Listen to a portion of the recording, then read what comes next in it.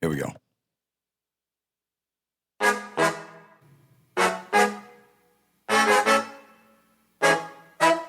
From Carolla One Studios in Glendale, California, this is the Adam Carolla Show. Adam's guest today, Eric Roberts. With Gina Grad on news, Bald Brian on sound effects, and we'll go over some trending topics with Chris Loxamana. And now, in honor of Charlie Watts, he's going to declare a one-day moratorium on his hatred of emotional rescue. Adam Carolla. Yeah, get it on. Got to get it on. No choice but to get on. Mandate. Get it on. Thanks for tuning in. Thanks for telling a friend. I just saw the ratings one up, Gina Grad. All right. That's great. And Bald Brian. Who cares what I say?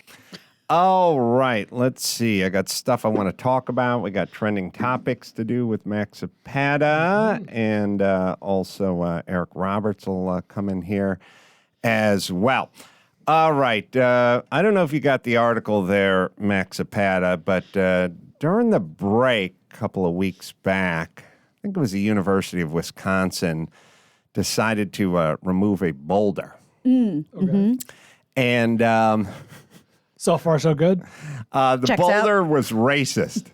Oh. And the reason I bring that up is, you know, when people push like me against whichever way the wind is blowing this 10 minutes. And, you know, they're tearing down statues of Civil War generals. You kind of go, like most people go like, all right, what's wrong? He's on the wrong side of history. Why do we have a statue? But then, now if it stopped there, then I think everyone could agree that makes sense. But it doesn't stop. It goes to the statue of Lewis and Clark. And then, you know, Christopher Columbus, and then whoever else. And then an Washington, uncarved statue, a.k.a. a boulder. Lincoln. Like yeah. at a certain point, but now we're at boulders.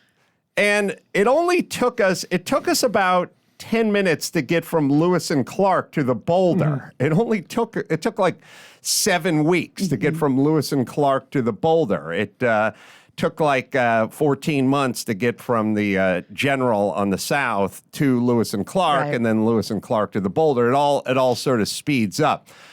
But a boulder. Do tell. Yeah, and by the way, it's pushed there by a glacier. It's from a glacier. It's like 40 million years old or what something. What color was the glacier? It has. Thank you. It has some significance, but it was put there, and it was named after, I think, the first president of the University of Wisconsin. He was like a botanist or something, but he shall no longer have the boulder that bears his name. They don't throw it in the river. They just move it to a different. That's what I'm saying. Like most of this stuff is just move it from here to there. So they, at great expense, hire a crane that can pick up a 40-ton boulder or whatever it was and move it somewhere else on campus. Big to small. You have the story there, Dawson. A rock that students call a symbol of racism is removed from the University of Wisconsin. The University of Wisconsin. By the way, students is 1.5 students, but go ahead. They didn't hear about this until this happened. They removed a 42-ton boulder from their Madison campus on Friday after complaints from students of color who called the rock a symbol of racism. Chamberlain Rock, which had sat on Observatory Point since 1925, was named after Thomas Chamberlain, a geologist and former university president who served from 1887 to 1892. A 1925 Wisconsin State Journal article used the N-word as part of a nickname for the giant boulder. Oh, boy. From 1925. Wait, 1995 you said? No, it was 2005, did you say? Yeah, Okay. It's been 100 years. All right. The Wisconsin Black Student Union last summer called for the rock to be removed from campus as one of a series of demands it said were aimed at seeking justice for black students. The campaign came in the wake of the police killings of George Floyd and Breonna Taylor, the union said in a statement posted on Instagram on Friday. Were they killed with a boulder? It was very meaningful for me to be there and to see the process all the way through to the end. Right, Senior because knowledge you're a reporter said. narcissistic douche who just wants to go, I'm going to say jump, and you say how high. That it's meaningful not because anyone knew what the boulder stood for, but because 3 people could get a 45-ton boulder moved by complaining. It's impressive. Yes. It's like a magic trick. McWhorter, who was the president of the Wisconsin Black Student Union for the past academic year, was there when the boulder was removed Friday. It was about a year ago that we released our demands and met with the chancellor and explained to her why those demands meant so much to us. I hope one day he ends up in heaven and he's sitting at a park bench next to Martin Luther King and many folks that Oh, have... you fought racism too? What'd you do? Oh, yeah. Just like me. You know that boulder in Wisconsin? Yeah. No. Well, it's a pretty famous boulder. Okay, no, I'm not familiar. I mean, there are with in Boulder, Colorado. It's you named did the like Chamberlain Boulder, but that's Oh, not no. its real name. Okay. Wilt What about it? Chamberlain? I mean, he was great. Why are they naming Boulder after him? No, and don't look for him up here, by the way. okay. It was called the N-word boulder in 1925. That was 150 years before I died. But Is that what it said on the rock? It said Yeah, that they on the should boulder. really That's remove it. horrible. no, you guys are missing this. Hold on, Harriet Tubman's here. Harriet. In heaven. Yeah. So what did you do? You build I moved a boulder. I built an underground railroad to free slaves, and at the risk of my own peril every day. I spearheaded the civil rights movement for a decade. I hired a assassination. flatbed truck to move a boulder. Oh. Was the boulder on top of somebody? No, I mean, symbolically, yeah, it was crushing the hopes and dreams of Black America. Wait. Were these black students who got to go to the same college as white students? I had a dream. Oh, I'm confused. Yeah. Oh, yeah. Lots changed. Yeah, Oh. lots changed. No, they're there. I'm at the college. That's great. I'm the head of the Black Union in college. You got this university integrated? You're No, incredible. it had been integrated in the 40s, but let's Marty, not. are you confused too? Yeah. Look, do not take your eye off the prize. There's a boulder. I got it moved. Okay. So the dream is realized? I'm confused. Well, it's not fully realized. There's still work to do because they moved the boulder to another part of the campus. Well, it just feels like pushing it off to the side. Well, This non-problematic boulder to begin with. I suggest that they break the boulder down and make them into these small ball bearings of change. Okay. Does that sound good? What exactly are the I don't know what it means. It's just I felt it coming on. Are those and symbolic I felt or are those to be used in actual application?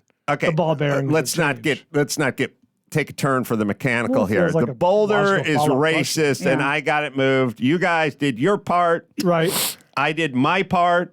Let's not parse out who was more important or Right. which part's bigger. I feel like ours were definitely more important. Yeah, I feel like the history is going to tell that tale. Well, look, we really don't know. I mean, There's a day named after me.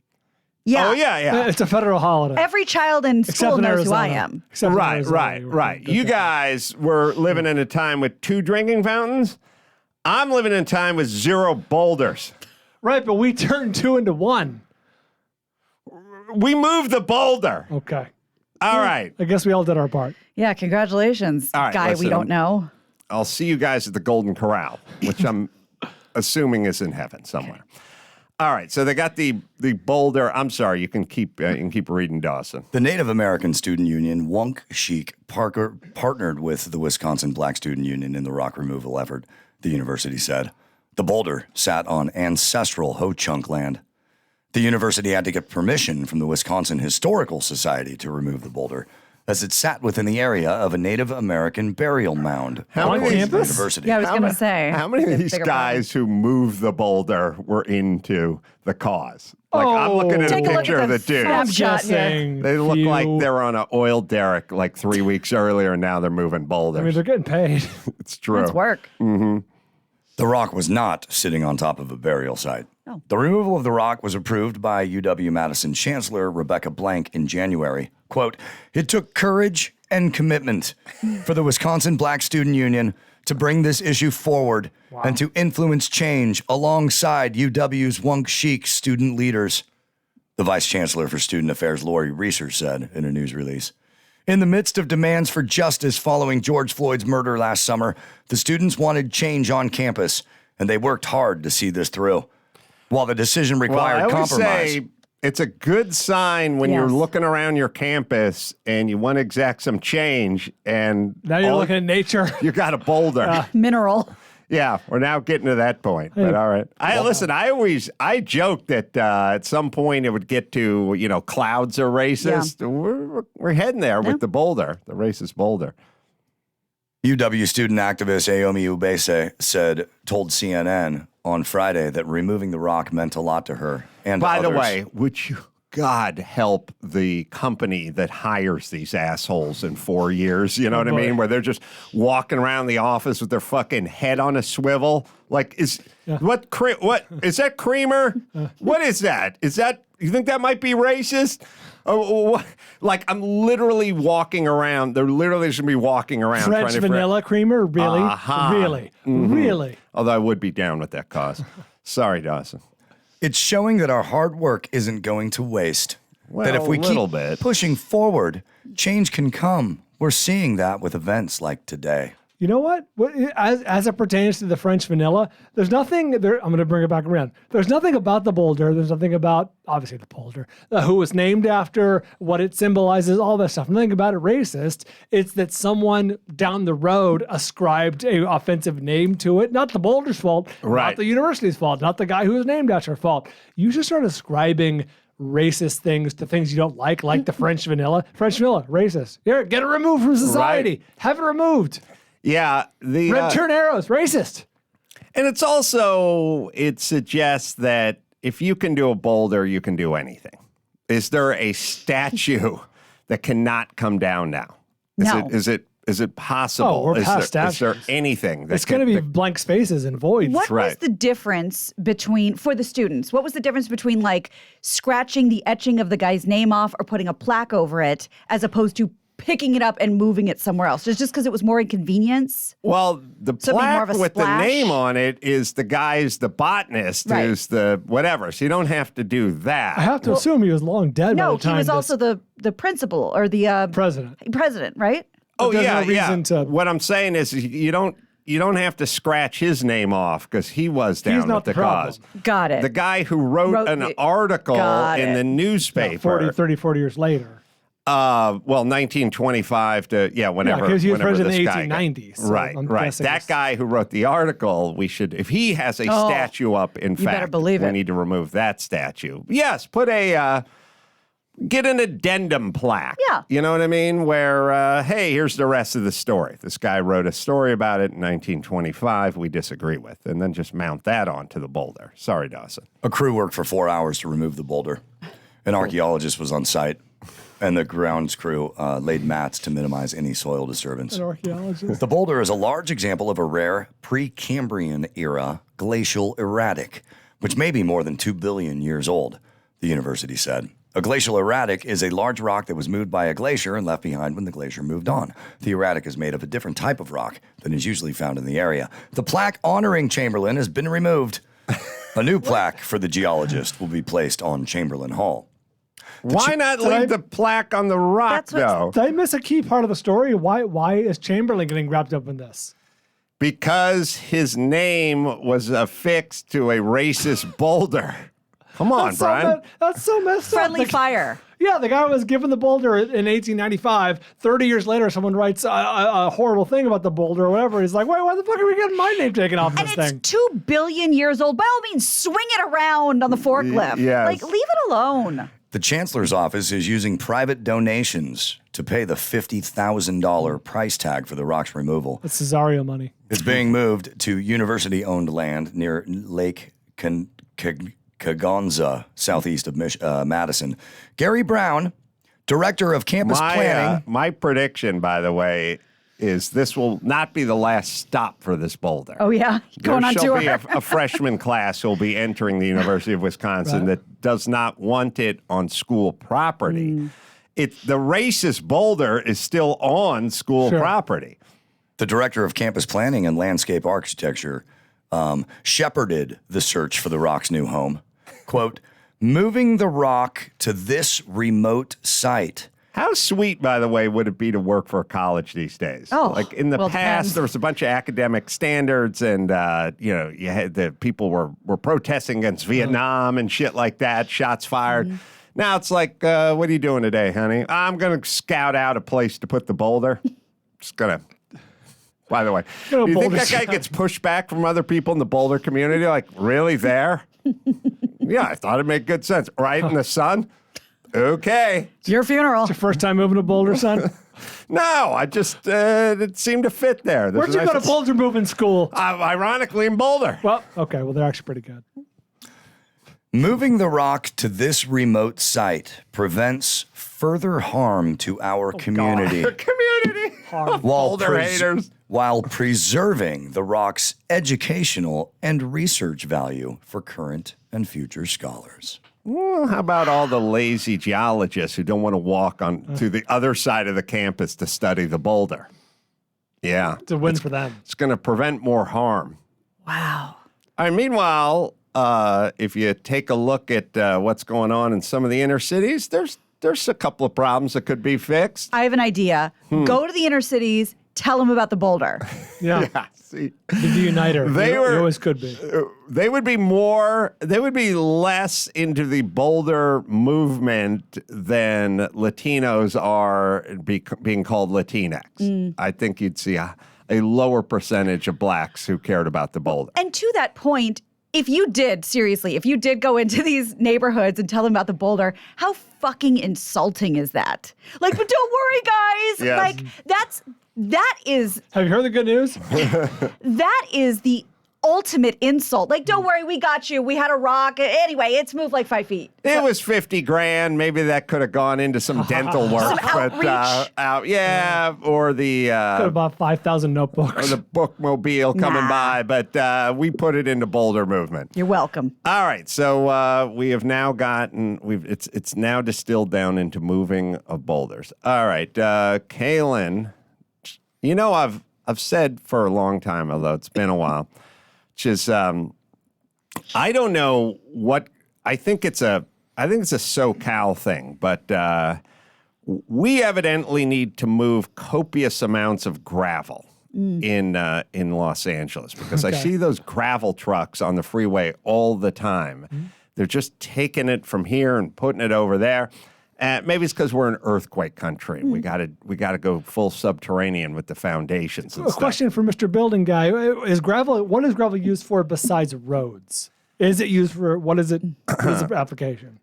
Well, cement is cement without aggregate. So gravel would probably be used for aggregate, which then makes it into concrete. Aha. So they're going to, okay. So they would probably excavate it and then use it somewhere to make concrete. I'm assuming, but the gravel trucks are out there, and we have a lot of rules about safety and cars and click it or ticket and 5 mile an hour crash bumpers and stuff. But still, those pieces of steel that those tank traps from World War II that protrude from the back of the every time gravel I see truck, one now. they stick out 4 feet. And Right at driver's height. if you took an M1 Abrams tank and got it up to full speed and hit one of those, it wouldn't budge. Like, it is that kind of triangulated. But our own Kaylin, and I've always said, like, why aren't there reflectors on those things? The Why aren't little they red scarf. put a bumper pad or Yeah. something on there? Because if you're driving a Mini Cooper and someone rear ends you in a Denali, that thing's going right through your throat. You'll be impaled. Yes. But they put a warning sign on one of them, according to our own Kaylin. Yeah, I pulled up behind one of these trucks the other day getting off the freeway, and I thought the back sign was pretty comical, so I took a picture of it. Let's see. The back sign says, warning, stay back 200 feet, not responsible for broken windshields. Well, there you go. Not my problem. Right. But with the traffic, who could actually leave 3/4 of a football field or 2/3 of a football field between them and the car in front of them? And ironically, you have to be within 200 feet of that sign to read it. Well, good that's a point. good point. That is a very valid point. But for some reason, we do not care about gravel trucks and the protruding things that will impale the motorists. and we don't care about the ice cream trucks because I just saw boy. our local ice cream guy going around here. And Oh, I here. I can't. thought you said La Canyada. I'm like, you got to have a higher class than one of La Canyada. No, here. Yeah, And oh, it boy. is, that's It's playing off key. some Run. of the scariest Oh, it's the opening of a vehicles horror. on the planet. It's the opening of a horror Yeah. movie. It the really the is. off-key. Right. Ring around the rosy. Yes. The ball, slow motion, Slowly. just bouncing into the Yep. street with no child around. All right. We have Kalen's been on a roll. He also took a picture on the road of something that I remember from my childhood, but I don't remember seeing it recently, which is guys driving with their foot hanging out the window. What? Yeah. Oh, rarely on the driver's side. Yeah. Got the driver's side Yeah. foot. Oh my God. Now, there's a couple of things. Relax. Dawson, you pull that move? I've done that. Yeah, it's an awesome move. This It's, is going about. You can't do it 45 when you drive a stick. I was going about 45 miles an hour when I took this picture. This wasn't in the middle of dead stop traffic. Wow. Okay, first things first. I feel like you're asking to be pulled over, right? Like foot Yes. out the window. You're just saying, Well, pull me over. first things first, Kalen, wash your goddamn windshield. Yes, please. Secondly, I remember Jesus. I He's sort of resting it on the side view mirror. I remember it kind of from my youth, and maybe air conditioning killed it or overofficious cops killed it, but I haven't seen it in a while. It's probably not a good sign in terms of what neighborhood you're passing I've never through. seen The that. gold rims really complete the milieu. Yes. What kind of car would you say this is? God, is that a hatchbacky? VW Rabbit? I'm just guessing from the side profile. I can't Tiny little car. tell. Nah, yeah, maybe VW Rabbit. Looks like a. Let's see if we can figure it out. Yeah. But there used to be a lot of sitting in the bed of the pickup truck, hanging the foot out, lots of arms hanging out with cigarettes dangling on them. I now can kind of tell the have and the have-nots from when it's 97 degrees outside, who's got the windows down. Yes. Because that means you're have-not because Right. your air conditioning doesn't work in your vehicle. Dawson, your reason for hanging the foot out? Especially during the summer when you're wearing shorts, when you don't like yeah. the air conditioning, the wind blows right up in there. Oh, right into It's kind of nice. Oh, Yeah. Dawson's Cash and elevated a little prizes. bit. Yeah. for Yeah. you. Is that on those not side streets though? That's a long haul. That's a long haul thing. Yeah, you can't because you got to stop to, Well, actually, no. You The can front kind of of do it schools. anywhere. You can do it anywhere. Do you ever use your leg to signal? Because Not for turns. I do feel like if you got pulled over, that'd be one of your only viable excuses. Yeah, Like, you I better hide was an taking a arm. left, I was officer. taking what do a you want left. me to do? Yeah. And Someone cuts him off, gives him the middle toe. all right, let's see. Got other stuff to play. Oh, well, all right. I don't like to bag on comedians, but when I was growing up, Cheech and Chong were about the biggest comedic act out course. there, and everyone loved Cheech and Chong. But you get older, and you're kind of like, what happened to Cheech and Chong? Like, where's the comedy? They were a factory for Right. a decade. Movies and albums. Yeah, and the albums were huge. Up in smoke And and- everybody memorized Yeah. all of the verbiage from the albums, and you'd come to junior high and you'd repeat the Cheech and Chong bits. But I was always a little dubious. Like, I listened to George Carlin albums when I was a kid, and I thought that was funny. And then there was Bill Cosby and people like that. But the Cheech and Chong I never quite got. And then later on in life, they just kind of went their separate ways. But usually, Cheech became a celebrity Jeopardy champion. yes. He's very smart. I use, I'll kind of use Jimmy as this example, but you can think of, I don't know, all the comedic guys you like. Chris Rock, Chris Boulder needs to be moved. Sure. They just keep churning it out. You know what I mean? They just, it's movies, it's albums, it's stand-up specials. You Always know, a new set. It just keeps going, or Seinfeld or whomever. Cheech and Chong, not so much. They had an era. And I was driving the other day, and on the radio, I think it was KLOS, they played one of the most famous Cheech and Chong bits of all time. And I was listening to it, not through the ears of an 8th grader, but through the ears of an adult who works in the comedy field. Every bit as good as you remember? Well, just listen to it. And by the way, these aren't live comedy albums. These are just recorded in a studio. Like the Sandler album. Like they're all going to laugh at you, that kind of thing. All right, we'll just play one of their favorite bits, or one of the biggest bits, called Earache My Eye. Hold on. Top 10 on Billboard, 1974. Yeah. And this is about 4 minutes into the track. Oh, okay.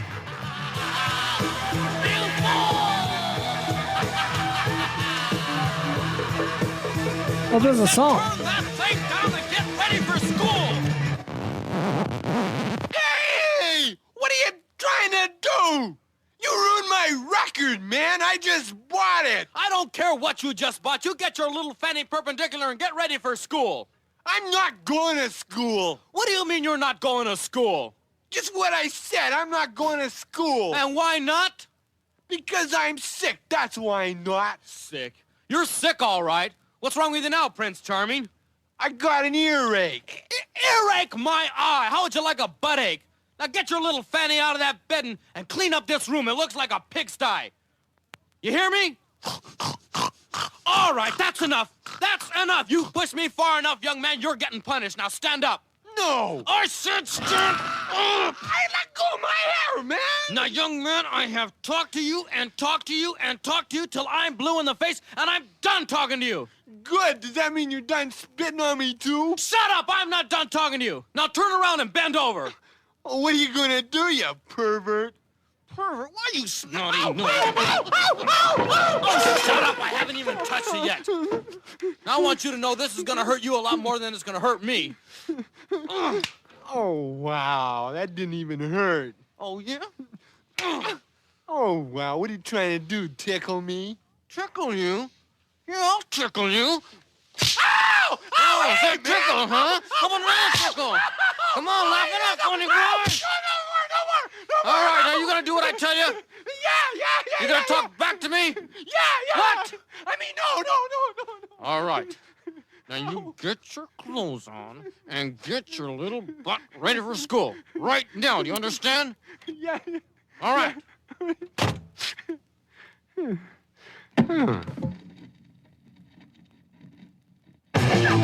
right. Now, I wouldn't. Would you think to even write it? that down? That's the whole thing. That was a. Thought that was the premise. That was the That was a bit. setup. That's the comedy. Okay. That is the majesty of Cheech and Chong in 1974. I feel like we had comedy Yeah. by then.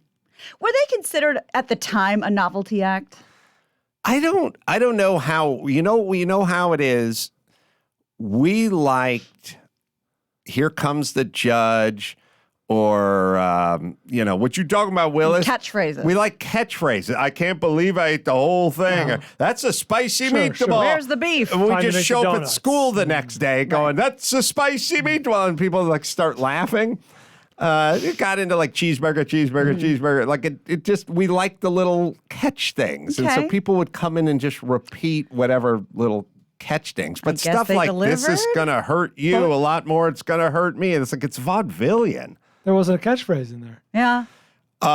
They would play What? drops like from it on rock stations. Was it and aimed stuff. at like 13-year-olds?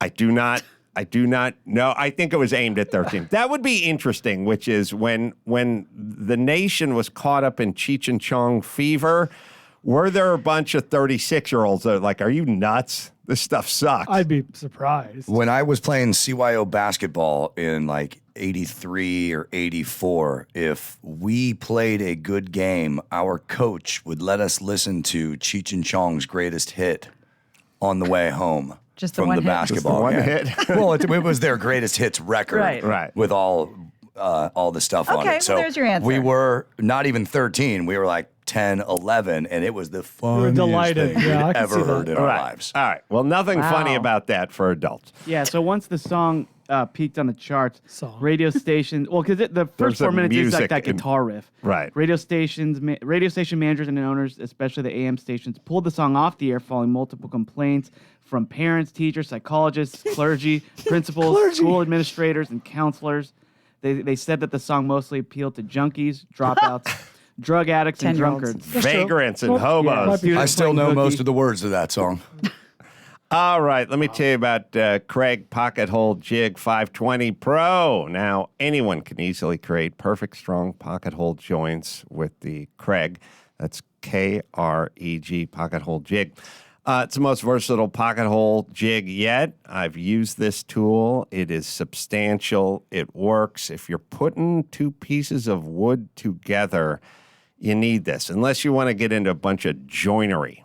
I mean, as much as we love dovetail joints and dados and rabbits, let's face it, it's a lot of work and a high skill level as well.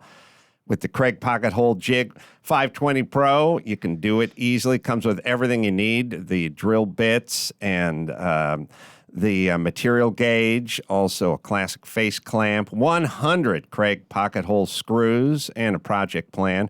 Retails for just $99.99, and it's available nationwide. Home Depot, Lowe's, home centers, woodworking, hardware stores, and you can build like a pro. That's KREG tool.com. You go there to learn more.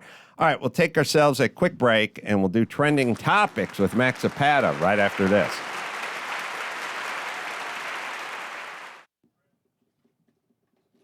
Go ahead.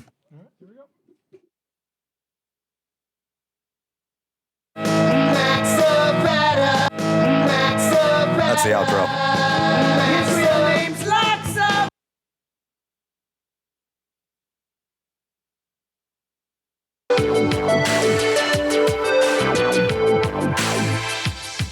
Maxopata, Maxopata, Maxopata, Maxopata, Maxopata, Maxopata, Maxopata, Maxopata, oh, Maxopata.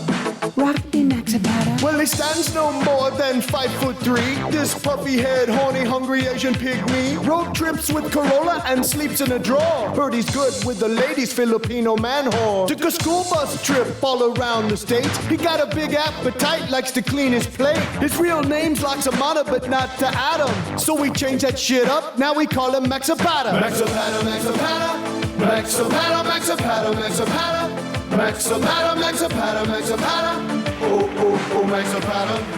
Rock me, Maxopata. All right. So a lot going on that's been trending lately. Especially there's this thing on the Washington Post that's been happening. This humorist, his name is Gene Weingarten. He's getting a lot of flack as of yesterday because he posted an article about all the foods he hates. He's a humorist. He's a humorist, yeah. Yeah, Like not a comedian. food critic. Bad yeah. sign, but go on. Yeah, right. Well, and it actually reminded me of one of my favorite bits that we used to do, Will Andrew or Brian Eat It. But so he basically just listed off all the foods he hates and why. And I'll read some of them first just so you can get a taste of what this guy's palate's like. Taste. Hates balsamic. Okay. Yeah. Well, I mean, by itself, it's pretty harsh, but you got to mix that shit up. Yeah, you got to sprinkle it on. A little salad brings it alive. I don't like the glazed version No. of it. What? I don't either. It's gooey. I just like straight balsamic. Whenever it's like, oh, pan-fried Brussels sprouts, perfect in a balsamic glaze, and I'm out. Just Reduced a touch balsamic of is it. awesome. Yes, I agree. Well, a touch, Yeah, but they don't do a Right, touch. don't- They get the they squeeze slather it. bottle out and they. Yep. yeah, it's sugary, it's syrupy. But anyway, he doesn't like balsamic, doesn't like hazelnut. I don't like it. That's weird. Oh, really? I don't care about Nutella. I think people make way too big of a That's deal a- out of it. It's a lovely flavor. But it's nobody's favorite. I don't know Everybody about- pretends it's I their don't know favorite. about a hazelnut, but hazelnut flavored things. Oh, hazelnut coffee. I don't need it. Don't need it. Well, People don't like Nutella because they think it's chocolate. They get it That's and they're right. thinking they're getting chocolate. it and they says just, nut in the name. Yeah, So fine with this but guy. still a great name for a young black guy. yeah. He doesn't like anchovies. Same. Who does? Yeah, divisive. that's not Put 'em really a in your Caesar controversial salad. Well. stance. What about blue cheese? What's next? Beets love and lima it. beans and liver? Most of the stuff he's naming is all sort of like saying, do you like salt? It's like, well, I don't want a bowl of salt, but if you sprinkle it and use it wisely, Correctly, yeah. like nobody, a little blue cheese on the salad is Love. great. Eating chunks of blue cheese is weird. So he's already picked a bunch of stuff where we're trying to measure it, Yeah. which Yeah. isn't really a good sign because you go, well, do you like pecan pie or do you like apple pie? You don't go, how much? Right. Or how you're Right. using the pecan pie. This one's pretty weird. He also says he doesn't like pizza or hot dogs with more than 2 toppings. Now he's just being Yeah, difficult. that's a weirdo. All right. He's a humorous. weirdo. Oh, All right. garbage sushi. Garbage. What is sushi. garbage? I don't know what that is. Like California rolls are with all the drizzle of the. Oh, the- I agree. Yeah. Yeah, I don't like all Okay, the. so- He sure is humorous. I don't like the spunk shui version, or I should say the bukkake version of the sushi. I don't like all the. Then you know where you all can of it. never go for sushi? Cabo. Oh. We went for sushi when we went to Cabo. Oh. Everything is full like mango syrup and mayonnaise on that's everything. a least common denominator situation. Yes, leave these squirt bottles at home. Yeah. Well, the reason that he By the way, we lived in a better America where the squirt bottle was just relegated to either ketchup Yes. or mustard. Yes. As soon as we start Yeah. putting the mayonnaise-based stuff in there and then the glaze in there and then on everything, that's when we start allowed, to slide. Yeah, we allowed barbecue sauce. It's like, okay, I guess so. And then it was Right. game on. Right. well, he's under fire because he also said he doesn't like Indian food. So he That's writes. racist. Yep. Well, That's he what writes. it is. Yeah, he writes the Indian subcontinent has vastly enriched the world. It gave us chess, buttons. Buttons. I didn't know. Go on. By the way, buttons. It's like when they talk about female inventors. They go, they invented whiteout. Like, that's your claim to fame. How hat often are on you using buttons. that these days? Paint in Elon a Musk tiny bottle. took a shit this morning and beat you with whatever came out of his ass. It's like whiteout. We're taking liquid paper and smearing it over typos. You're not going to like where he's going with this then. They also gave us the mathematical concept of zero, Mazel. which by the way, I heard So they gave crows us can figure nothing? out. Crows just figured out. Yeah, Right. exactly. Shampoo, Adam. Oh. Shoots and ladders, the Fibonacci sequence. The Fibonacci seems pretty great. shampoo Yeah. to me is like barbed wire. I had to tell everyone from DeKalb, Illinois, like we didn't invent barbs or wire, but we invented barbed wire. It's like, you think we'd be going without shampoo if someone in Bombay didn't come up with it back when? Like we had soap. Someone figured Liquefied out it. that you could put it on your head. Yeah. Sorry. Cashmere. Well, anyway, he also says they also invented the only ethnic cuisine in the world insanely based entirely on one spice. If you like Indian curries, yay, you like Indian food. If you think Indian curries taste like something that could knock a vulture off a meat wagon, you do not like Indian food. I don't get it as a culinary principle. This is hilarious. It's as though the French passed a law requiring every dish to be slathered in smashed, pureed snails. What? So, I like Curry's not Indian. in. I It's lo- only in curry. I love Indian food. I too. get There's his, samosas. I get his angle that's a pretty popular spice in that region of the world. Cumin, garam masala. It's not exactly a super strong comedic angle, but fine. Like I get that Indian food can divide the room. I love Indian food, but too. there's people that don't. I get it. we got some great Indian food in London. They have right. excellent that's- Indian food yeah. out there. Yeah. It'd be like Canada. writing off all Italian food because you don't like marinara sauce. Yes, that's Right. a big part of it, Right. but You don't like oregano. Yeah, it's foolish. Right. By the way, did you know, can I be the asshole here for a second? Yes. Apparently, chicken tikka masala that we all love so much, not Indian. No shit. Mm. Colonized. The Brits liked it, not the Oh. Indians, but I love it. But they delicious. invented the button, so That's all right. is forgiven. Well, a lot of people are upset because curry is not actually a spice. It's a blend Right. of many was gonna spices. It's a say. Thai flavor. curry. There's no yeah. such thing as a curry spice. Right. So, Padma Lakshmi. Oh, yeah. Top chef. Love Top chef. Padma. Oh, yeah. I was a big Top Chef guy. She's hot. upset.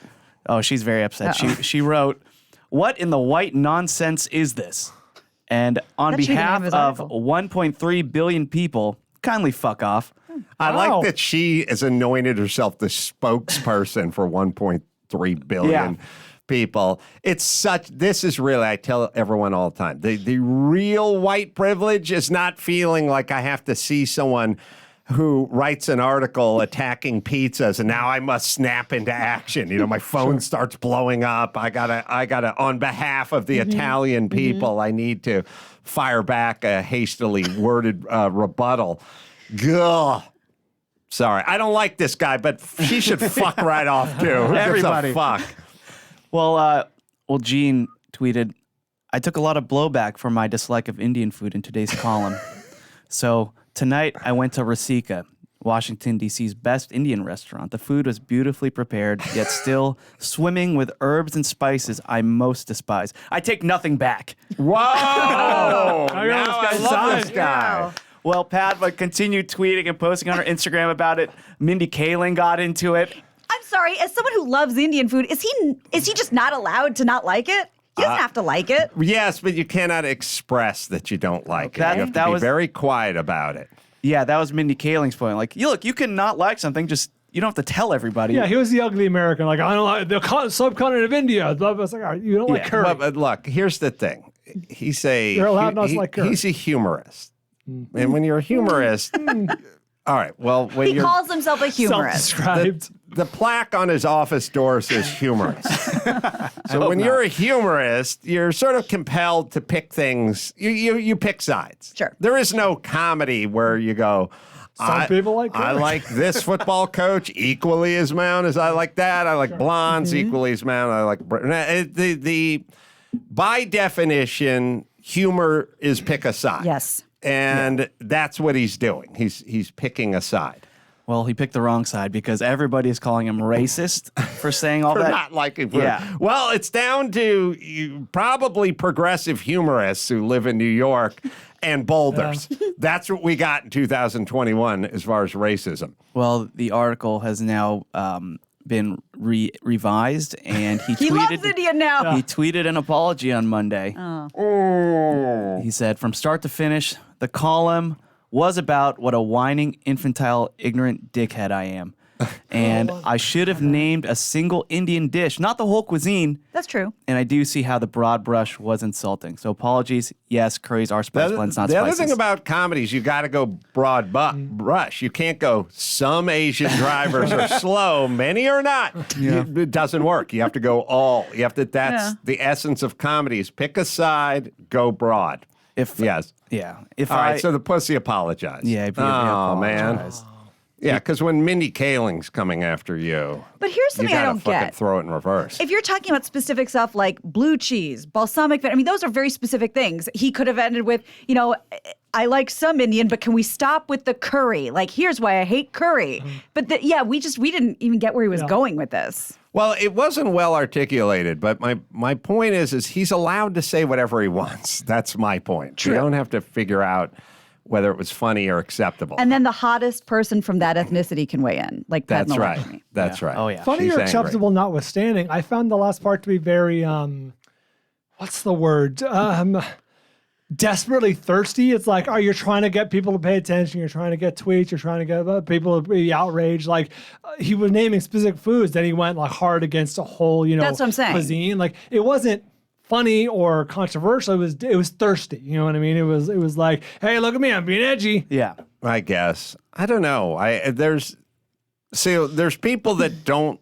I don't know. Do you guys have a cuisine you don't like? Well, Most people have, some, like if you said, most people I know, I think, if you said, we're going to go do Italian or we're going to do Mexican or we're going to do barbecue, but if you brought up, they usually have one where they go, I don't want to go to that. I'm not into Korean food or something.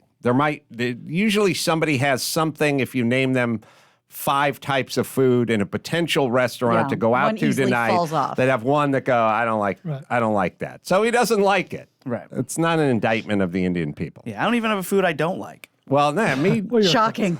me neither. I would imagine every reasonable adult, even if they don't care for that cuisine for the most part, there's one thing that you're like, yeah, I like that. That, like if we go to that restaurant, I can order this. Yeah, there's always something. I think we're missing the gestalt here, which is he's allowed to say whatever the fuck he wants. That's my point. Yes. And Mindy and Pashmina need to shut the fuck up. With the Asian driver stereotype, whenever I do a wrong move, like if I accidentally cut somebody off and the guy will veer next to me and look at me, I hate confrontation. So what I do is I squint my eyes and I look as Asian as possible as he drives by, and they just do like the buck teeth situation. Yeah. I do that too, but I use my hands. And it gets me through it. All right, there's a Stupid. Took me a sec. Oh yeah, thank you. There's a new online internet challenge that's taken the world by storm. If we've not heard of it, you can't say it's taken the world by storm. Yeah, it's the milk crate challenge, Adam. Oh, I've heard of it. I think Adam could probably do it. I would love to see that.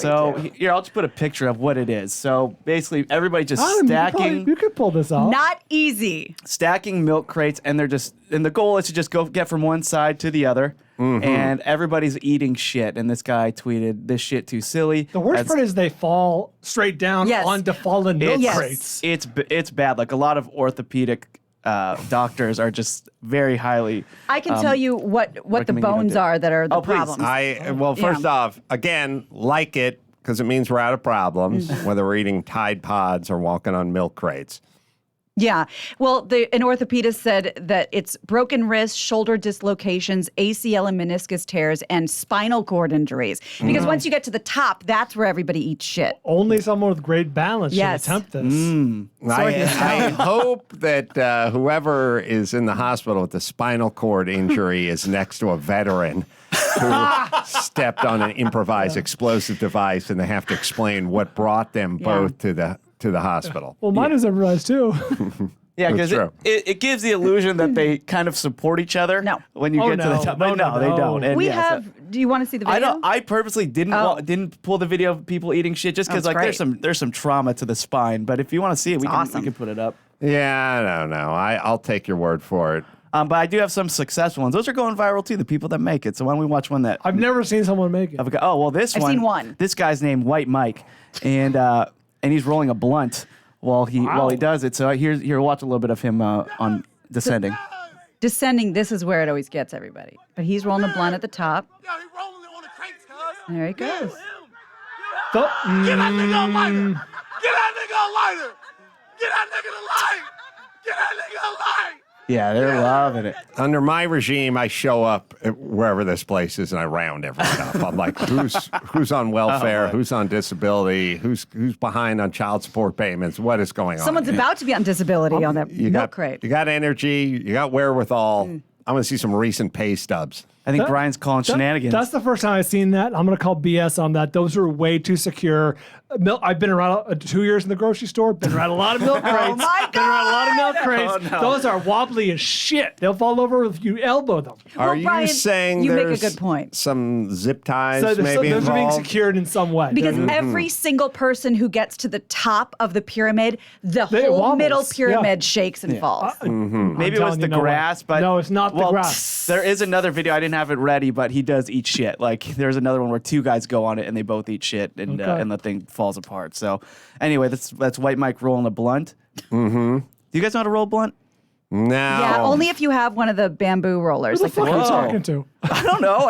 I'm not. Gina just said she does. Anyone can roll it with a bamboo roller. I have this thing where I can put a Lamborghini inside of my house. That I can work out. But putting a sleeping bag back into the sleeping bag case, I cannot do that. You're not a fine motor skill guy. I can't make a bed. Yeah. I can't roll a blunt, and I can't open a bag of chips and like zip tie it nicely back together. I'm no good at any of that stuff. Perhaps I'm not putting the kind of effort I put into putting the Lambo inside the house, but all that kind of put it back together stuff, or put it in its case, or make the bed. No, roll the blunt. Not good. Probably couldn't make a decent ravioli. Oh, yeah. Oh, you probably can't do a burrito. You can't wrap a burrito. No, not.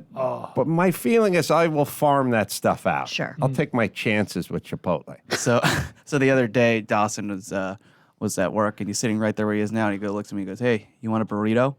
And I just said, "No, thanks, no thanks." Like, come on, just take it. And I said, no. And he goes, "All right, well, I made 10. And I was like, "You made 10 burritos?" And he responds, "Yeah, well, I'm going to Nashville." Oh, I love him so much. He packs burritos to go to Story Nashville. Adds up. What's in the burrito? This one was ground beef, beans, rice, cheese, sour cream, hot sauce. Perfect. The perfect It's burrito. good, but I worry about the sour cream for the long hauler burrito. So it's fine. I don't know. I've eaten 36-hour-old burritos that have been sitting in the truck. I'm With a the sour survivor. cream, I know, I appreciate it. Yeah. I feel like the guac and or sour cream may be the no leave the state burrito. Well, the only thing the sour They have cream burritos does, in other states. They do? Yeah. Yeah, but you don't blown. go to Nashville and get a burrito. You gotta Got come you back there. in. Touche. This is the guy. Okay. The story's been told. Pina Right. colada. Yeah. Yeah. Anyway, so yeah, and so everybody's getting. Oh, here's another one, Gina. You'll like this one. Somebody did the milk crate challenge while wearing heels. How? Yeah, look at that. So here, we'll just watch a little bit of it. She just very carefully. Hold on. That's Can I? crazy. I don't know if this is insensitive. Is this an urban thing? Because No, it's just the only footage I've seen is of black people doing this so far. They're the ones who can pull it off. yeah. they got great Oh, balance. okay. And where are they getting all these milk crates? Because the Tide Pod and things like that seem to be the domain of the young white man. Those are the 13-year-old white guys. I'm I feel so. I've only seen 2 clips, but they Right. feel fairly urban. Chris, to answer your question, I'm me. certainly not encouraging anyone to do this, but most grocery stores around the back by the loading dock will pile empty egg crates, milk crates. They just don't fit inside the. Similar tip: Paddock. if you go to a hospital and you go to the emergency, Go on. there'll be a cage in the back, and they'll have big canisters of nitrous oxide back do they there. now? Like big, you got to negotiate the fence. But if Right. you get one of those, Once again, it ain't a whippet. not It's a encouraging. lifetime supply. That is awesome. Yeah. Yeah, my friend, he worked at a shoe store, and they had to destroy all the shoes that they would throw away. They would just take a razor and slice out the tongues and throw those That's away so to prevent stupid. so the dumpster divers wouldn't get to them. Why not? Give them to the That's what dumpster I'm saying. divers. That's what I'm saying. That's Right. weak. I don't like that. Anyway, so that's the newest challenge, and walking in heels, I know firsthand, very Can't do it difficult. anyway. Yeah, it's hard just walking on flat ground. All right, let's move on to this tweet was going viral. It's from @hostingcholo, and he writes, "Hey, Film Twitter, I got a question. We all know red flag Oh, I movies saw this. like Fight Club, The Joker, etc., that we can all spot on sight. But is there any green flag movies that you hear someone say that makes you instantly trust or like a person?" So what he's implying is that if you like Fight Club or The Joker, that's a red flag, and Oh, you cannot be okay. trusted. Or I own Fight Club on DVD. I Yeah. love Yeah, that everybody fucking loves movie. Fight Club. It's funny enough. It was very divisive when it Really? came out. Does that mean you're an aggressive person, or what does that mean? It's okay. I think a very inaccurate reading of the movie, a very cursory reading of the movie, could say it's toxic masculinity. You know, with the hyper masculinity and them doing all this crazy shit. However, it's very funny. It's very satirical. Yes. It's very sharp, observational. You talk about it's things that commercials or whatever things give you an idea of the moment that we're in. Fight Club did a really good job of capturing that moment we were in. Well, we're forgetting the number one all-time sort of indicator movie, and that's Scarface. If you're really into Scarface, Sure. that's a scary dude, number one. As a matter of fact, I don't know any women that are really into No, they're Scarface. That Versus- movie sucks. It does. See, there you go. Do we But ever discuss the B plot of him and his sister being completely sexually into each other? every episode of Cribs on MTV, when they went down to I the know. movie theater, yeah. was a big poster of Scarface hanging there. So look out for the dudes who are really into Scarface. It's time for you to bring this up again. What do you think there's more of? Because the female version of Scarface is Breakfast at Tiffany's. Terrible movie. More about the poster than the movie. Do you think there's more posters in people's houses who have not seen Scarface, or more posters in like sorority rooms of girls who have not seen Breakfast at Tiffany's? Good question. Because they are terrible. I films. think everyone who has the Scarface poster's definitely seen it 18 times. Ooh. I've never seen Scarface, It's and I have no so desire to now. Stupid. It's what relevance does it have to like a '90s rapper? it's like it's the Because it's all like gangster decadence. mentality. Yeah, it's coke like this and guy mansions. is the gangster Yes. and he's from rags to riches. Hence why they have the poster and not seeing the movie, in my estimation. gotta rap you well, like it. then it's everyone's favorite. It's all those guys' favorite movies. I don't think they've not Okay. seen that Well- movie. They've seen it quite a few times. But in our it's generation, a watchable. It's a bizarre movie, but it's perfectly watchable. It's just bizarre. So stupid. Yeah, it's stupid. Pacino's doing the crazy accent. It's kind of a hot mess, but it's definitely watchable. Does he or does he not want to fuck his sister? It is kind of weird because nobody can go near his sister, Right. which was kind of a theme. It's a gangster theme, like get away from my sister. They always have a pretty kid sister, and then one of the other guys in the gang is always attracted to date the her under sister. the radar. Yes. But it cannot happen. Yes. I wish we would have watched Scarface instead of Raw Deal the other night. It's Scarface is kind of Showgirls before Showgirls. Bingo! It's exactly what it Perfect. is. Like it's Yes! this bunch of crazy scenes That's cobbled a together. Great double feature. Yes. Well, David Fincher actually, he was talking to Variety one time, and he said this about Fight Club. My daughter had a friend named Max. She told me Fight Club is his favorite movie. I told her never to talk to Max again. Wow.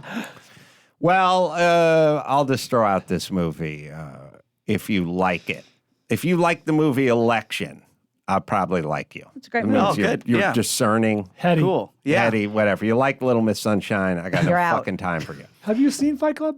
Yes. I think people like Fight Club, like her little friend Max, for the wrong reasons. You know what I mean? The fighting and the chaos Exactly. and the mayhem, and it's not about that. It's satirical. Right. Well, Yeah. in our generation of like high school, college, whatever, the two posters everyone had was a quote from Samuel L. Jackson on Pulp Fiction or just a random Reservoir Dogs Oh, yeah. poster. I have both those. Of course you did. All right, one more, Max Spana. All if you right. have one Yeah, more. I got one more. So this new studies everybody's been talking about. It's from the University of Michigan School of Public Health, and they ranked foods by the amount of minutes you gain or lose in your life after you eat a serving of it. Vinny has thoughts about this. Yeah. So, for instance, eating one hot dog will take 36 minutes off your life. But just the parts at the end of your life, you don't need that. Yeah, 36 just the minutes. part. But everybody's very worried about Joey Chestnut.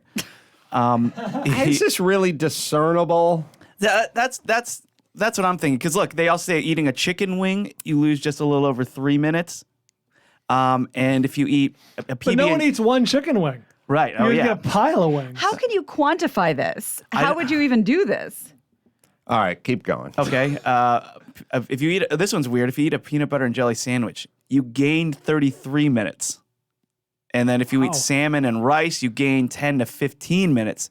So the food studies range from 74 minutes lost to 80 minutes gained per serving. Sugary drinks, hot dogs, burgers, breakfast sandwiches links to most minutes of healthy life lost.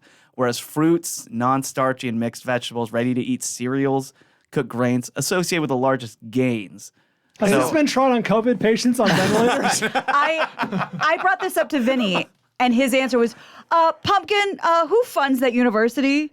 And I said, I don't know. He goes, well, you find out, because he thinks it's probably a vegan study, because look at all the things that you gain with and all the things that they say you lose with. Interesting. Yeah, peanut butter and jelly sandwich got about be amongst the worst. Yeah, I mean, very peanut butter is not inflammatory. good. Then you got all the carbs with the bread, and then you got all the sugar Sugar. with the jelly. That cannot be scientific at all. Yeah. And who wants to live like that? Like you're deciding between. I mean, they kind of do this with cigarettes too, but you're deciding: do I want to eat this hot dog, or do I want that 36 minutes of life? Yeah, no Yeah. one wants to They'll get in keep. your head. Yeah, no one wants to keep. What did was oh God, was it Simmons that had like the calorie calculator? He had the deal a wheel or the meal Richard a Simmons, deal. the deal a meal.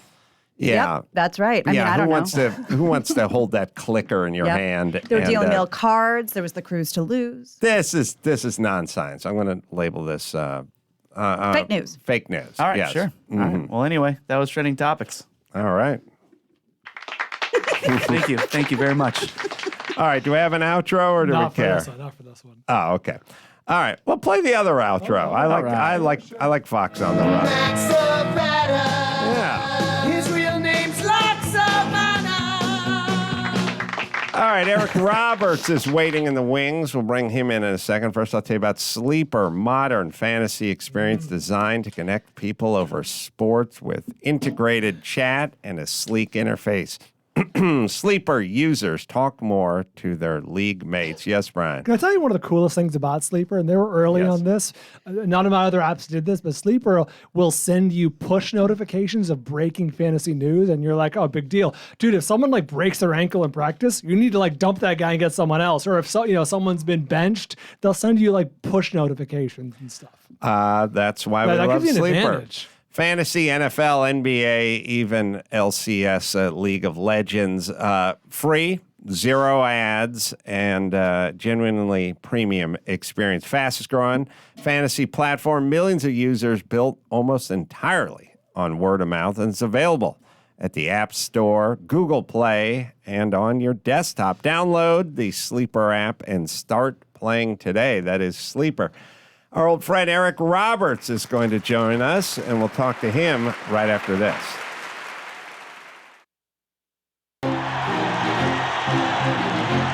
And now, Alcoa presents Definitely Not a Jew on the Adam Carolla Show. Dateline, Niceville, Florida. Emergency responders to a house fire were greeted by a naked man who admitted to drinking 2 liters of vodka. The man started a fire while attempting to make cookies on a George Foreman grill. Definitely not a Jew. Eric Roberts has joined us, the great Eric Roberts. You like Definitely Not a Jew? It made me laugh, man. That is funny stuff. Well, Dawson, we must have 250 of those by yeah. now. Oh, More? Way more.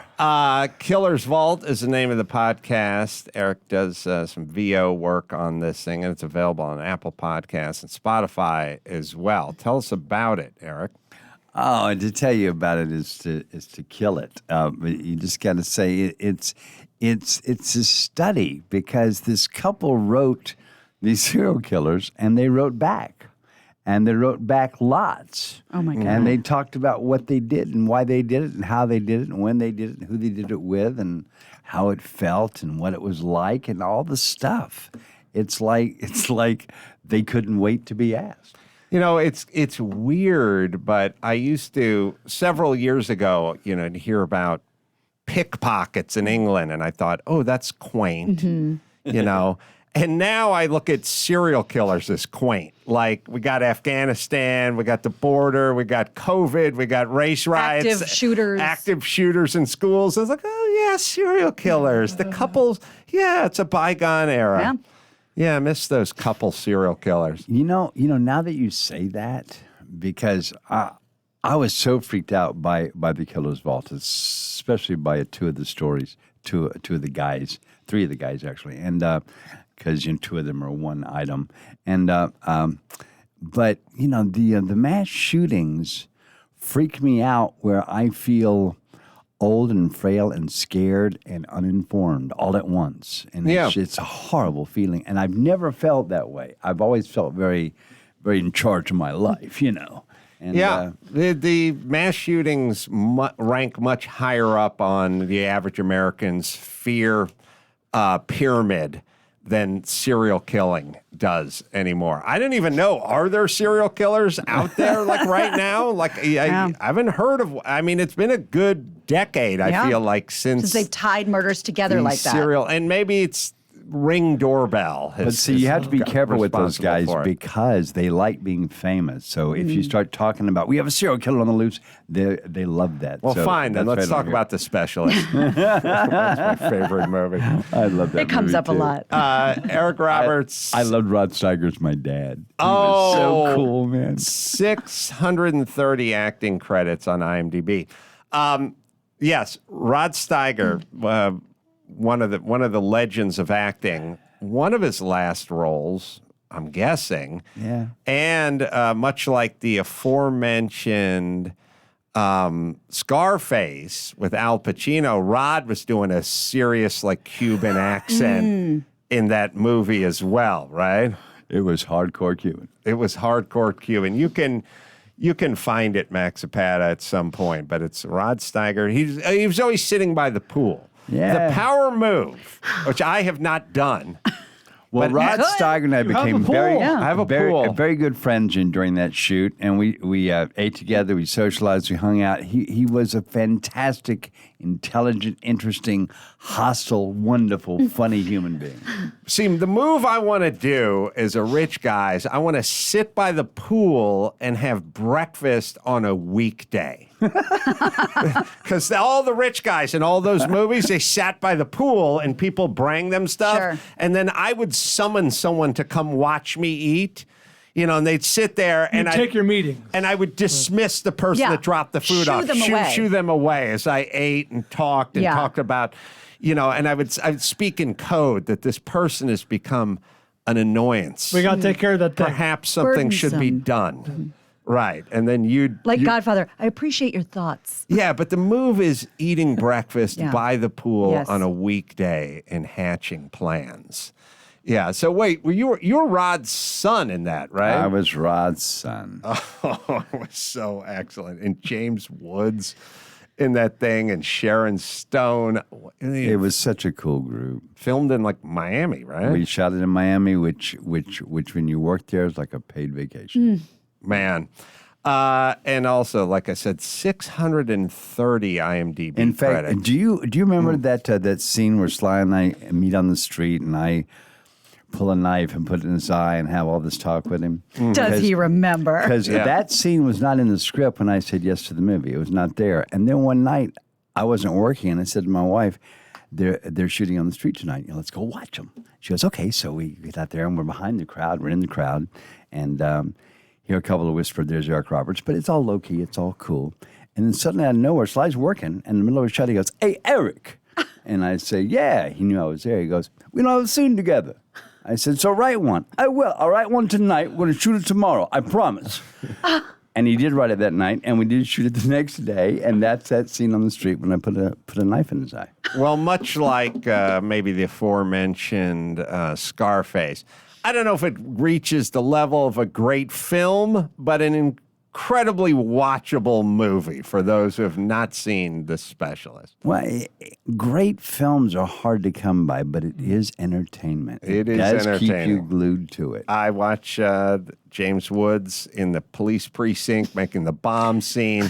Yeah, for those of you who like the human form, there's Stallone and Sharon Stone in the shower scene. yes. Very, very erotic. At their peak. I told Max Zapata to pull the scene where Eric, who plays the creepiest guy on the planet, Thank you. tries to pick up on Sharon Stone. Sharon Stone's parents were killed Oh, yeah. by Eric and his band of ne'er-do-wells. So she probably would want to date him at that point. But- wants revenge. But I Yeah. have some behind-the-scenes info on that. Sharon Stone, we had a love scene. She had a love scene with Sly and a love scene with somebody else. And when they saw the rough cut, they went, she sleeps with everybody. We can't do this. Oh, really? We have to get rid of somebody's. They got rid of mine. Oh. And it's unfortunate because I was so proud of my body in that movie because I worked so hard on it. So that's the only thing I missed. She would, yes, Eric's trying to seduce her, but here's where they meet on the yacht.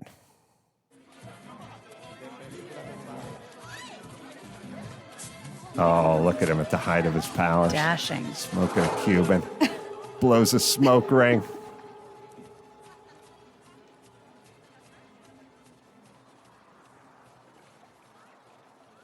Guys. Making eyes, fireworks. Literal fireworks. Yeah.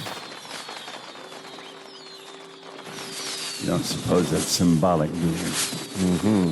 Is that your birthday? That yacht? Oh, wait, here it is, son.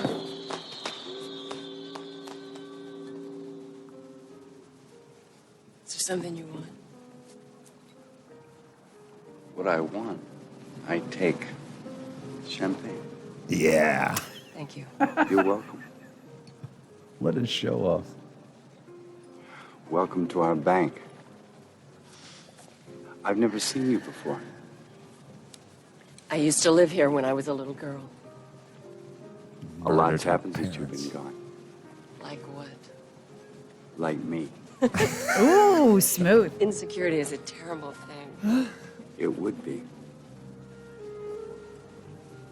I'd like to dance. What's wrong with keeping the conversation going? Later. Right now, I'm taking what I want. Yeah. All right. There's I need a damp cloth. Eric Roberts at the height of his creepiness. That whole scene was looped because it's outside. It was a sloppy loop, I got to say, on my part. It was loose there's in the like lips. too much wind blowing, and they Loose- couldn't, oh, yeah, they it's couldn't get it, so outside. you had to go and loop it, huh? If it's outside, it's looped. Oh, man, don't ruin the movie for me. I want a picture of Boom Mike.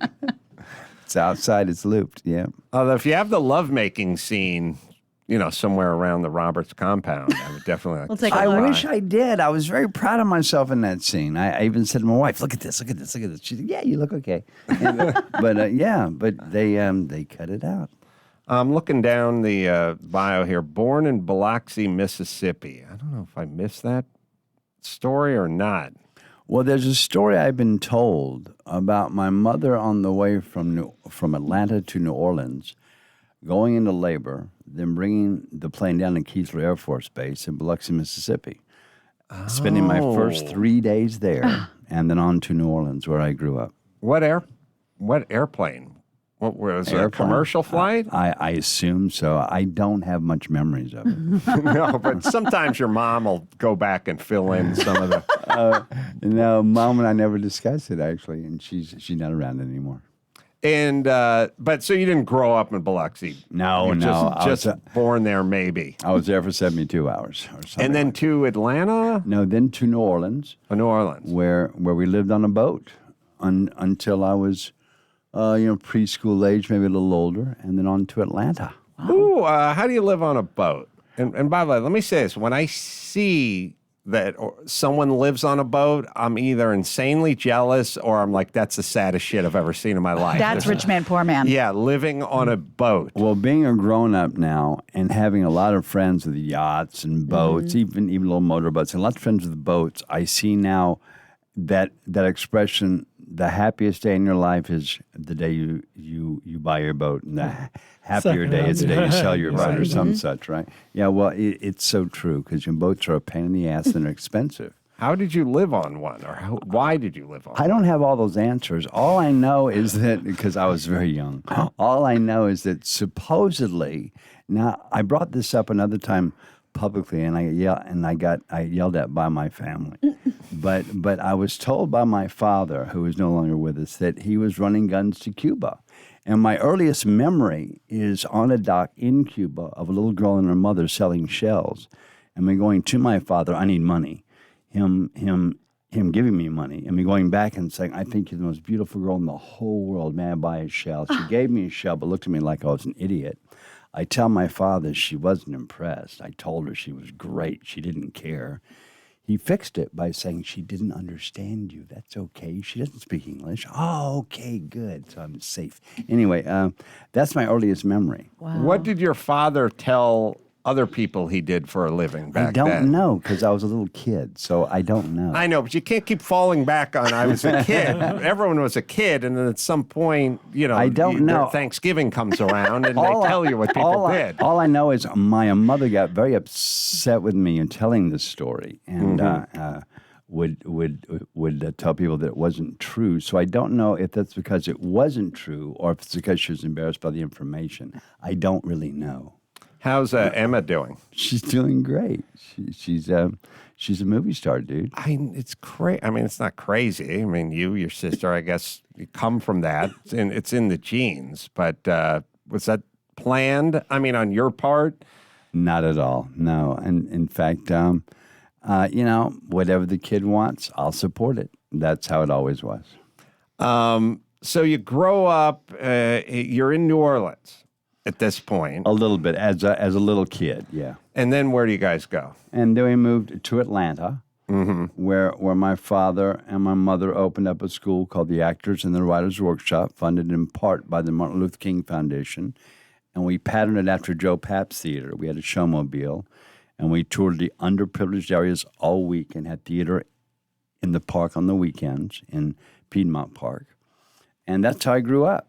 And from the time I'm like 8 years old until I'm 17. That's how I grew up. Did you ever have a job other than acting? I mean, beside weird, high school jobs or something. I mean, was No. acting your only profession? I've ever? only been an actor. I've had lots of part-time jobs at hardware stores and bookstores, that kind of thing. But no, I've always been an actor, and I've always been determined to be an actor. So you haven't had a job other than acting in 50 years? My whole life, basically, except for part-time jobs, just to pay the rent before I was successful. It's such a low percentage way, but I guess if you come from that. But wait, were your parents actors? My mother acted amateurly, and my father was a writer of sorts, and published a couple of plays. Was not very successful. In fact, he sold vacuum cleaners as his day job. Who do you know? Wait a minute. Do you know James Woods pretty good? I know him very well. He's a very good buddy of mine. You got to get him to phone in or zoom into this show. Why? I have so What do many you mean? questions for him. Sure. We talk about him a We lot. talk about him a lot. He's a great guy. He's a truly great guy. We're genuine fans of his acting. He gets He's a bad great rap. actor. He's a great guy, and he's smart, and he's funny, and he likes my wife. I like him. Is he sort of financially independent and just saying, I'm going to ride out the rest of my life saying whatever I want to say in F Hollywood? Or is he... You're asking me personal questions about Jimmy Woods. You got to ask Jimmy. I don't know. All right, but you personally have to ask him to zoom into the show because I Okay. have 10,000 I questions will. I will him. for you. I will. I'll. In fact, wife Eliza, I know you're listening. Reach out to Jimmy. He live in, I know it's a personal question. He's in L.A. somewhere? It seems like he would go to Montana or Idaho or Texas One of the or Florida Dakotas. or somewhere other than L.A. I think Jimmy. Not this is just me. I don't have this as a real fact, but I think Jimmy is more of a city boy. Yeah. And what other celebrity friends do you have that you can book on this show? Well, my you know who knows everybody is my wife. Oh, really? She knows everybody, and they like her.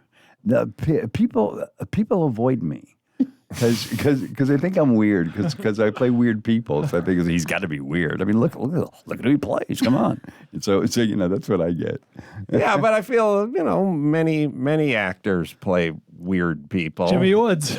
Jimmy Woods. Well, That's true, and a lot of people think he's weird. true. And they do. Yeah. In fact, I've heard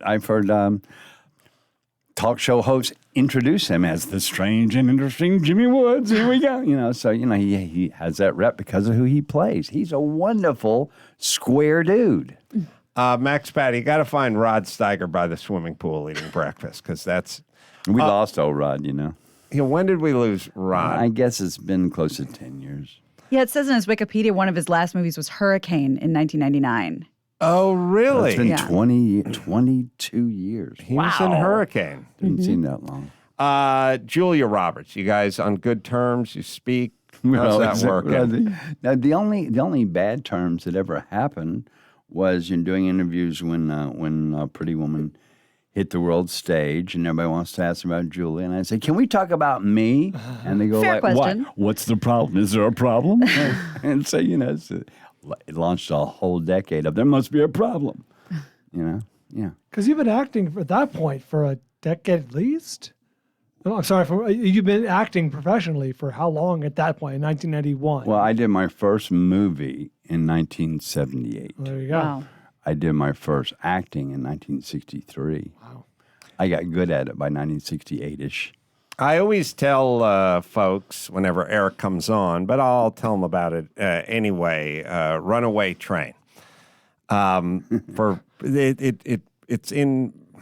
I don't know. It doesn't fall under most people have seen it category. Well, it was. Can I say this? Is really. I wanted to see it based on your recommendation. It was hard to find for a long time. You couldn't even rent it, and now it's on Apple TV Plus. Oh, it is. You can track it down. Is my point. John Voight, just powerhouse performance in it. John Voight, man. Rebecca De Mornay. Rebecca De Mornay. Yeah, was in that one of her earlier roles, and that was her first movie, I think, after Risky Business. And probably an Academy Award nominated role for you, Eric I Roberts. got nominated. John got nominated. I think, if not the director of the movie, something else got nominated. We got 3 nominations. It's a movie that was obviously major Oscar nominations. It was a great movie, and it slipped through the cracks of life. But I want to be honest with you about those nominations. This has always intrigued me because, when you get nominated, your whole life changes. You get more offers, you get more money, everybody knows who you are. And if you win, you're an Academy Award winner. You are a legend suddenly overnight. But here's the thing. Canon Films, they made bad movies. Oh, yeah, famously. They were famous for bad movies. There's a great documentary about Canon Films. And they finally make a movie they hire a real director, they hire a real writer, they hire these 2 real actors, and they hire a DP who shoots all the James Bond movies. I mean, they really spent some cash. Cinematography of this movie. Yeah, he killed, didn't he? And it's an incredible little thing. But it was Canon Films. And it started me thinking, and we got those nominations, and it started me thinking, I wonder if you buy these things. And I have thought that from then to now. I love the fact I got nominated, and I think I deserve a nomination. But I deserve a nomination for Star 80. Did not get it. Oh, I deserve a nomination for Pope of Greenwich Village. Did not get it. So I'm thinking, and I'm thinking that maybe, even though I think I deserved it for Runaway Train, I got it. How did I get that? I don't think I got it from screenings. I think I got it from Manak Mangolan's cash. Interesting. But I don't know. It's just a thought. Anyone who hasn't seen Star 80, gather up the kids, pop the popcorn, and watch that tonight as well. Well, Bob Fosse was a king. What year was Runaway Train then? Like 86, 87. Mid-80s. All right, here's a hypothetical for everyone. Because Oscars then versus Oscars now. Okay. Now, 86, 87, kind of the height of their powers. I don't know. Billy Crystal. Who hosted that year, if you recall? Wow, I don't. Big names, big numbers, and, 40 million Americans watch. Right. Now, no host, COVID protocol, 6.7 million. I would argue that I would rather be nominated and not win in those big days versus win now when no one knows it even took place. Interesting. Well, then we're talking about me. Okay. Okay. That's exactly who we're talking about. Guess who hosted in 1987? The Hayvern guy. Better. Who? Chevy Chase. Chevy Chase. One of my faves, but it was not him that year. So it was the year before. Been, yeah, okay. Let's say the year before. That was also the era of you had to be a big movie to win the Oscar. We're talking Out of Africa or The Last Emperor. You know what I mean? These are sweeping epics. My father-in-law wrote Out of Africa. What? No, that's shocking. Wow. David Raphael. A shocking coincidence. Wow. Yeah. So who did? Well, we'll try to figure out who beat you that year. Don Amici for Cocoon. Wow. Yeah. That's a really entertaining movie, not an Academy Award performance. No. Kind of maybe lifetime achievement. Exactly. He was an old geezer. Yeah. Who else didn't deserve their Oscars? I'm curious. Oh, it happens a lot. But, it is what it is, and you honestly never expect to be nominated. So just the nomination blows your mind. What, I got nominated? Oh, that's so cool. So you're like fine, and you're fine. And it is disappointing to lose to a lesser actor and a lesser performance because it was both. But so I had a great time.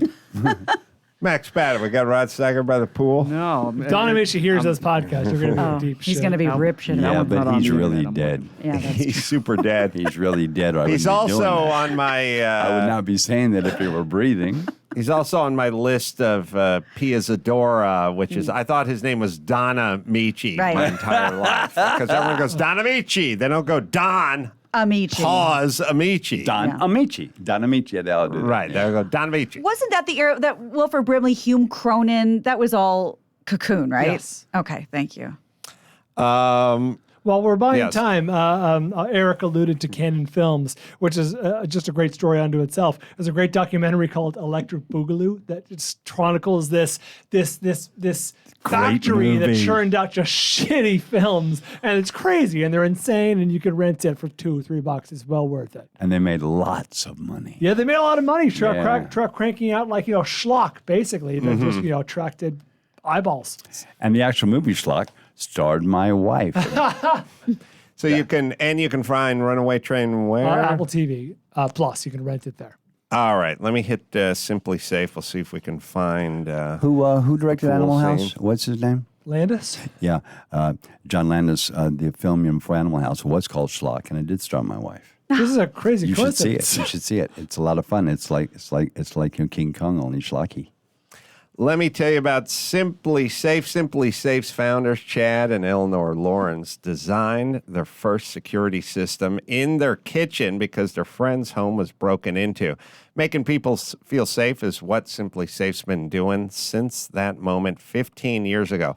A passion to protect people drives every engineering detail and customer interaction.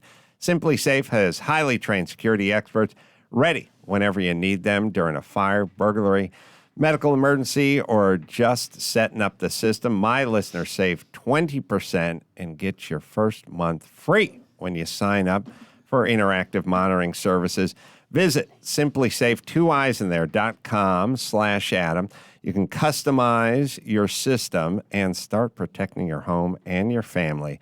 That's Simply Safe. That's SIMPLI safe.com/Adam. Save that 20%. All right, we'll take a quick break. Cut. Adam, can we read it again with some feeling this time? Yeah, come on, give us one more. That one was for you.